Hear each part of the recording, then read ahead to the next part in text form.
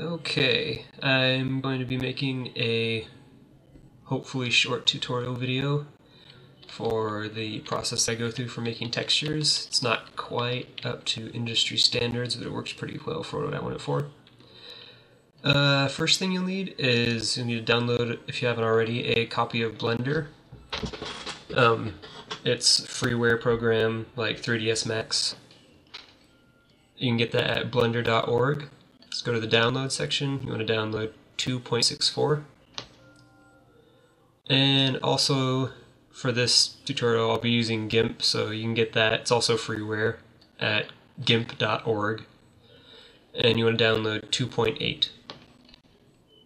Additionally, you'll want to get a couple of brushes for use in Gimp. Normally they're for Photoshop, but they work just the same in the program Gimp. So where I get mine from is obsidiandawn.com. If you go to that website, in the little menu bar up at the top, just go to brushes. And then on the left-hand side of the screen, it's got a little menu over here under markings and blemishes. And the ones I downloaded are rolled paint brushes, grunge scratches brushes, and scratch out brushes. Okay. Now when you download the brushes, open the zip file and copy and then paste the ABR file. You'll want to put that under, go to desktop, then whatever the username is for your computer, and it will be under GIMP 2.8. Open that file up, go to the brushes folder, and copy and paste, again, the ABR files into the brushes folder. And we'll get to that part later. But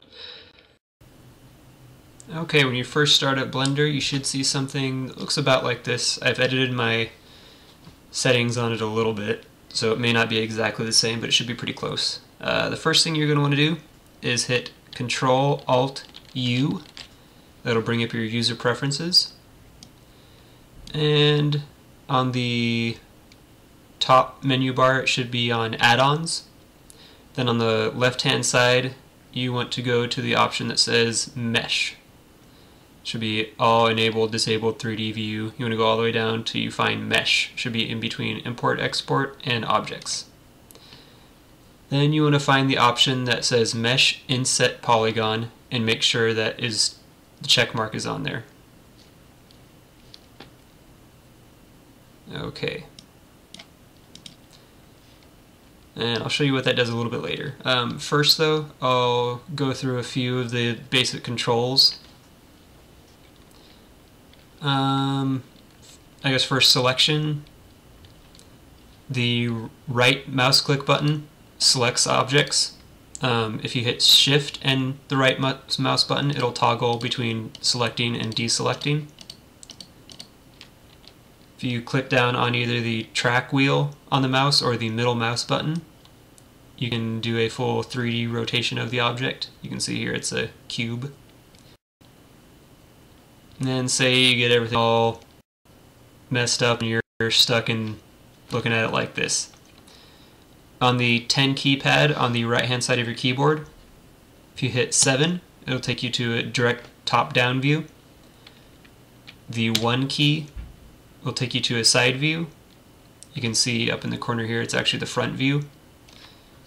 And the 3 key will take you to the right hand view. Okay, we're going to hit 7 again to go to the top. If you scroll with the track wheel on your mouse, it'll actually zoom in and out. Mine's rather spastic, so I apologize about that. Let's say you zoom way in, and you need to be zoomed in for editing whatever it is you're doing, but you need to look at the side or the edge of the cube. Well, obviously you can't see it zoomed in this far, so what you would do is hit Shift and then again press down on the track wheel or the middle key or middle button on the mouse, and that'll let you drag the entire view, so you can now drag into view the edges of the cube without actually rotating it. Okay, I'm going to try and zoom back out. And this is what it looks like in a zoomed out state. Move it all over the place. Okay. Now the first thing we're going to do is go into object mode. To do that, you want this toolbar down towards the bottom. Right now I am in edit mode. I believe you'll start out in object mode though. So make sure you're in object mode. It should be a little orange 3D cube. Make sure the cube on the screen is selected by clicking on it with the right mouse button. And then hit the delete key. We're going to get rid of this guy. Delete, okay, yes. Then we're going to go up to the top menu bar up here. Just say File, Add, Render, Window. Click on Add.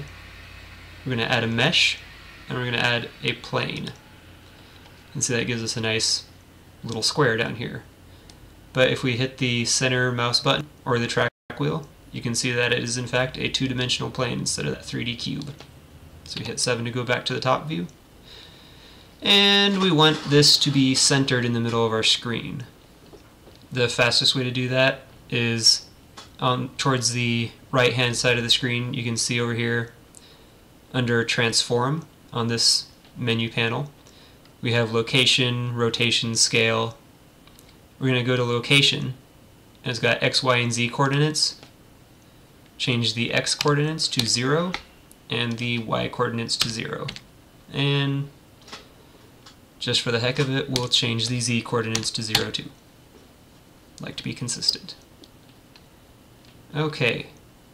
Now we've got everything centered in the middle of the screen. We're going to go down to Scale. And the texture we're going to make is going to be 512 by 512. So for scale, we're going to put in 5.12 on the X and also 5.12 on the Y. And we're going to have to zoom out a little bit because that makes it quite a bit bigger. So now we've got this super fancy 512 by 512 flat plane. Now what we're going to want to do next is on the far right hand side of the screen there is yet another set of menus and toolbars. We're going to expand this one just a little bit. And there should be a small menu bar that's got like a camera that says render, little cube that says object. We want to click on the little circle that says material, and we're going to click new material. So right below this little 3D sphere preview is the diffuse section, and you want to click on the little white box here. And on the right hand side of the window that pops up, there's a little value bar that goes from black all the way up to white. I'm going to put it at the very top, so all of these three red, green, and blue levels are all at 1.0.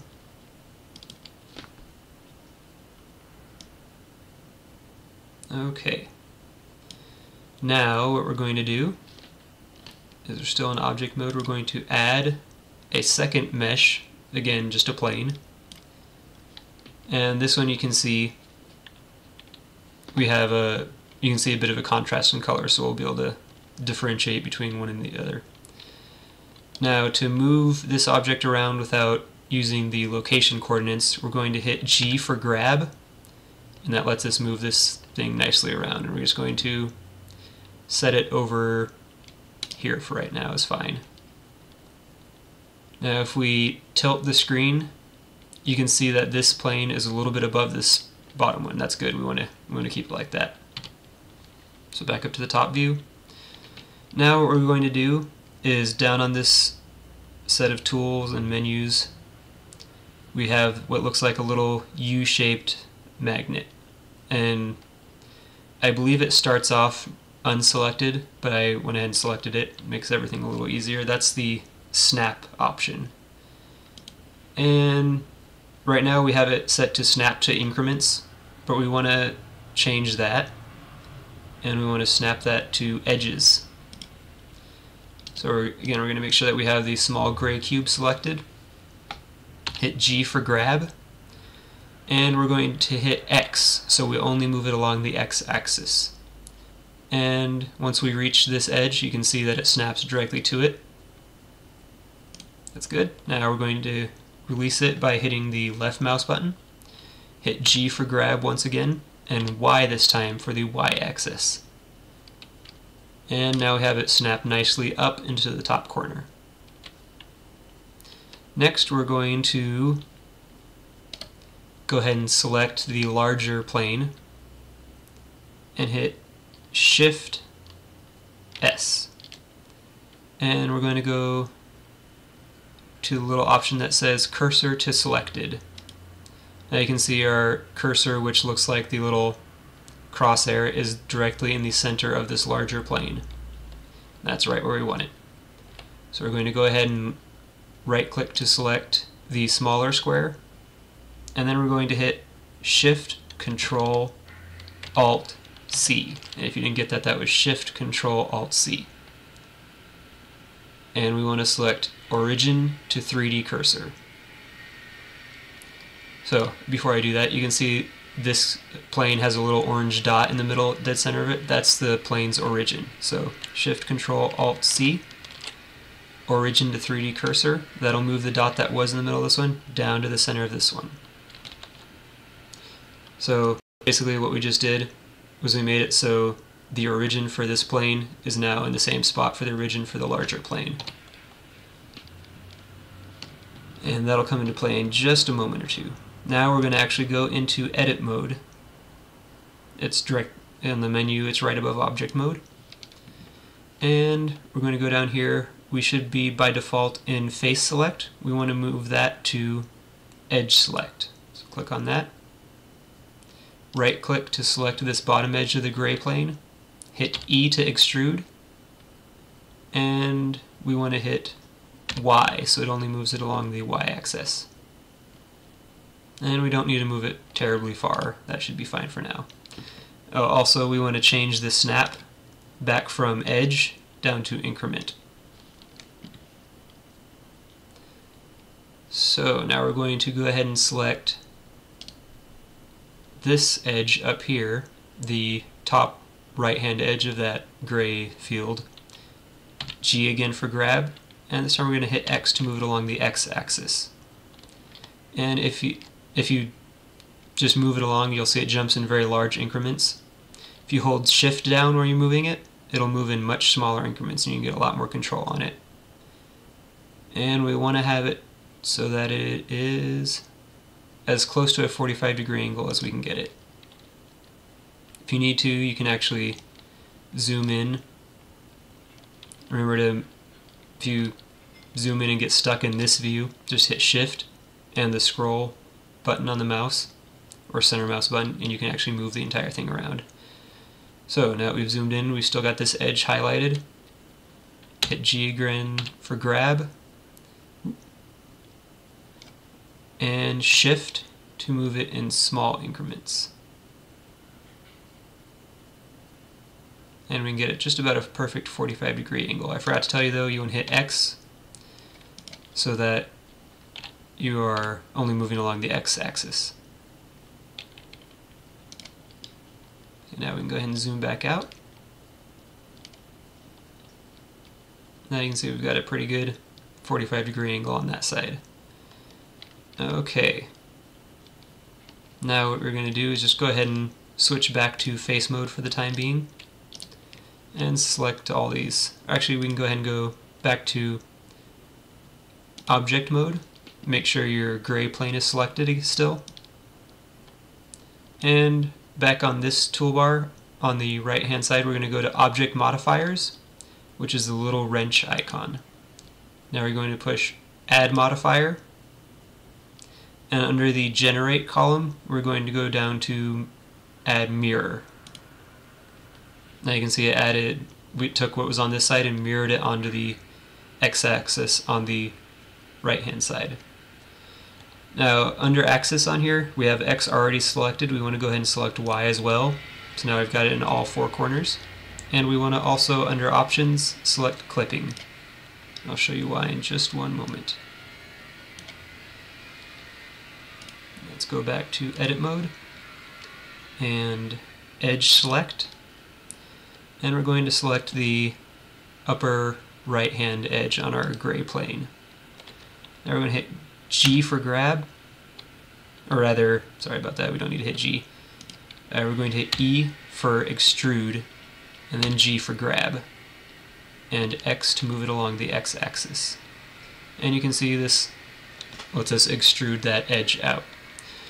Now what the clipping option does on the modifier is it lets it set so that you can get right up against the mirrored side without passing over it and making everything all wonky. So we're going to go ahead and select the bottom edge now in the gray plane, hit E again for extrude, G for grab, and this time Y to move it along the Y-axis. And do the same thing till both edges meet.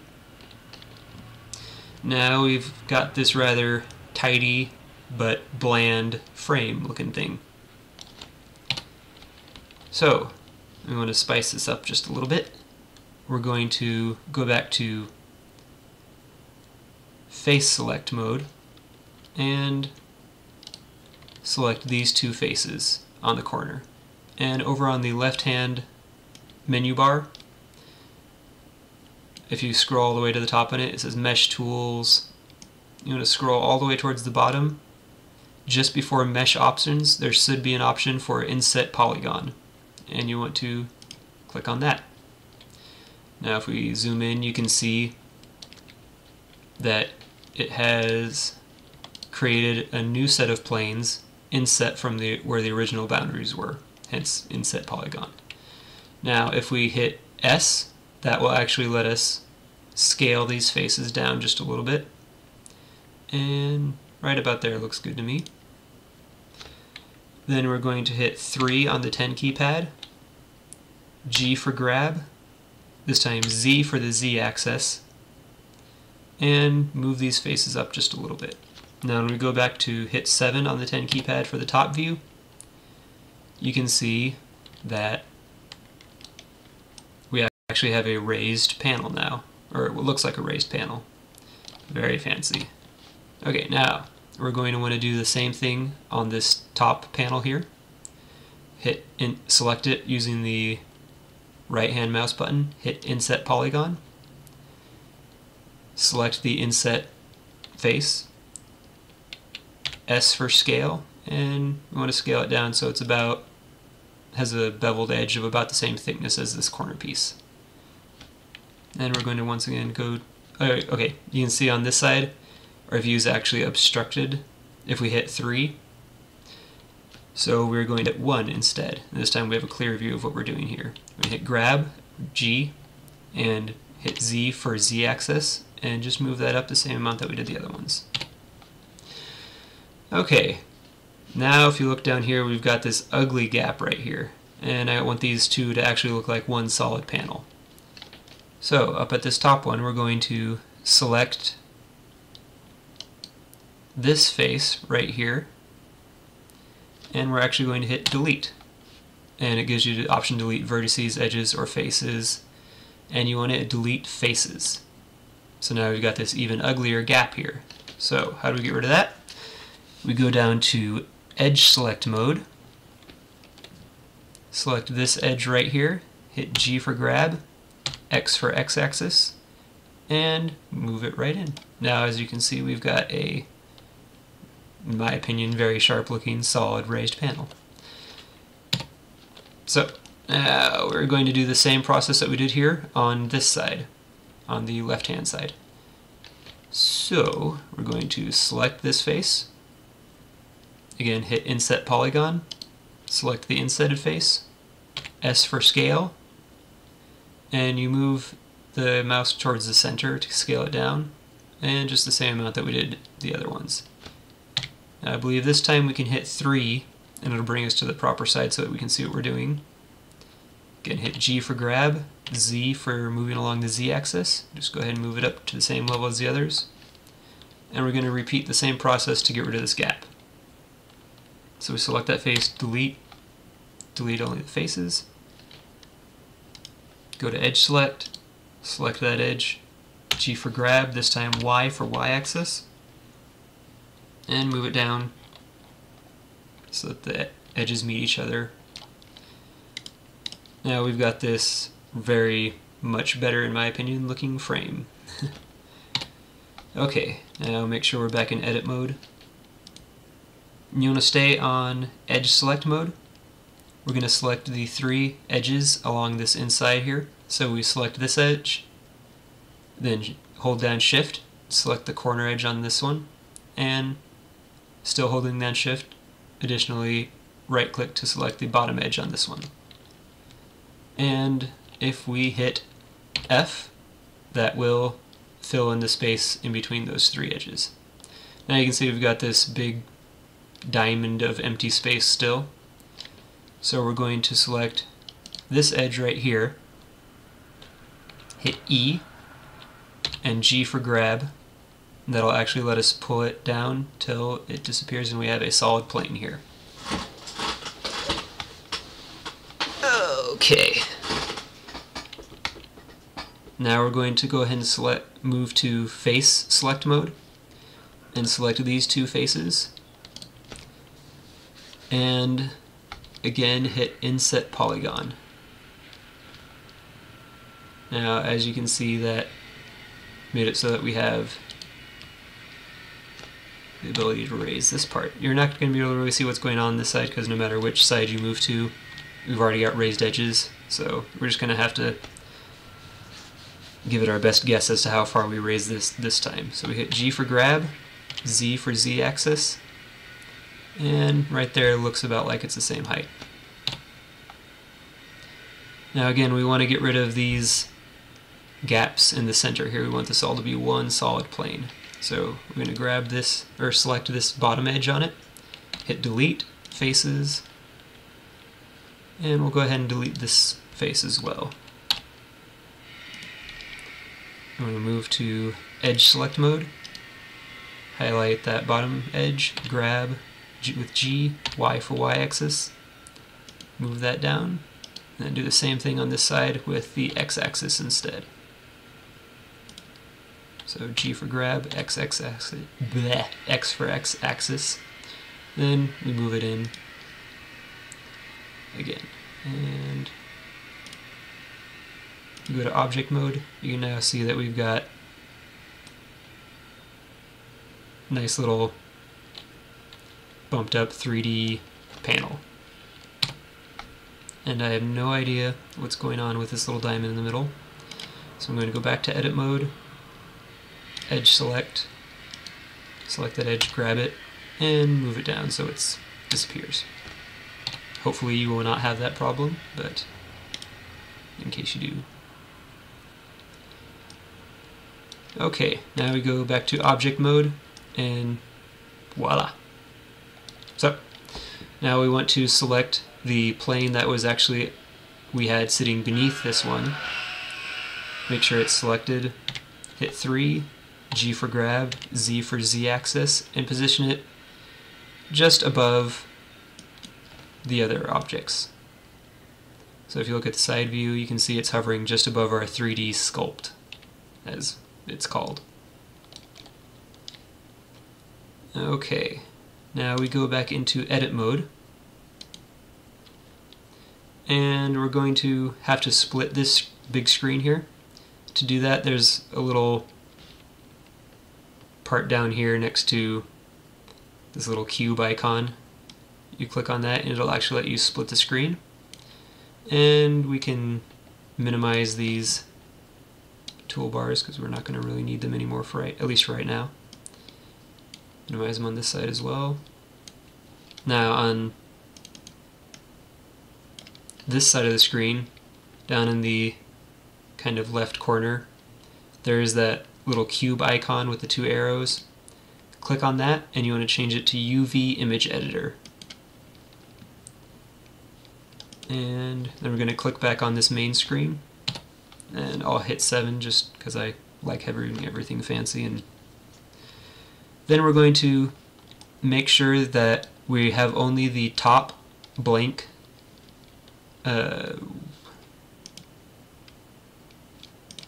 make sure that we have only the top blank plane selected,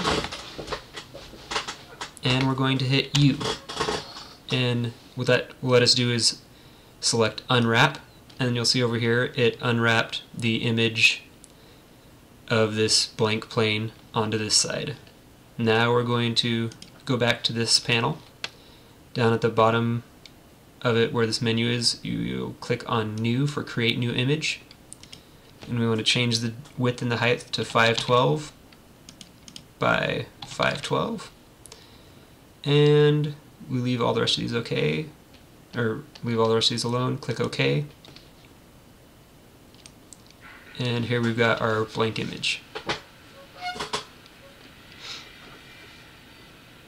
Okay, now back on this side, we're going to go to Object Mode. We're going to select the bottom panel first, and then hit Shift and right click to select the top panel as well. And you can tell you've got them both. The bottom panel should be kind of a darker orange, the top panel should be highlighted in a brighter, lighter orange. Then on the right hand side of the screen, we're going to go to the, again, this little toolbar, the camera, which should say render, and scroll all the way down on that till you find the bake section. And if it's not already expanded, go ahead and click on bake and it'll expand the options out. Then under bake, well, it's bake MOD, but it should be bake mode, I think. Yeah, if we expand it to bake mode. Right, it should say full render as the default. You want to click on that and go up the list till you find normals. Click on normals, and you want to make sure that select to activate is checked off. And for normal space, the little pop-up menu, you want tangent to be selected. I believe it's the default one, but just make sure that this window says tangent. And then go ahead and click the bake button. And you'll see over here we have a normal map, or what's called a normal map, of our 3D, our quote high poly 3D sculpt. Then on this menu down here it says view an image. We're going to go to image and then save as image. And it'll let you decide what directory you want to save everything in. I'm going to go ahead and save it in my LucasArts Z folder. So we go to Program Files, LucasArts, Z, and I'll go ahead and create a new folder for this. We'll call it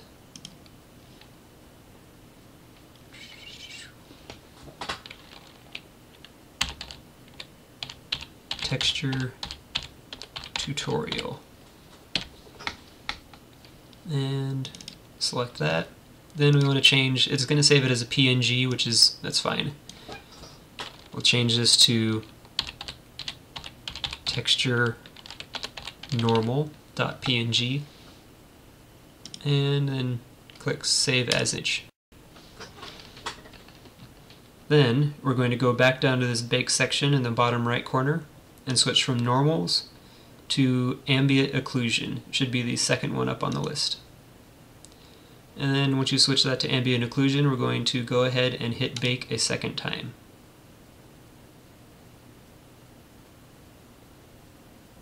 This one takes a little bit longer. Okay, now you can see we've got our ambient occlusion bake. We're going to hit the image option again and save that image.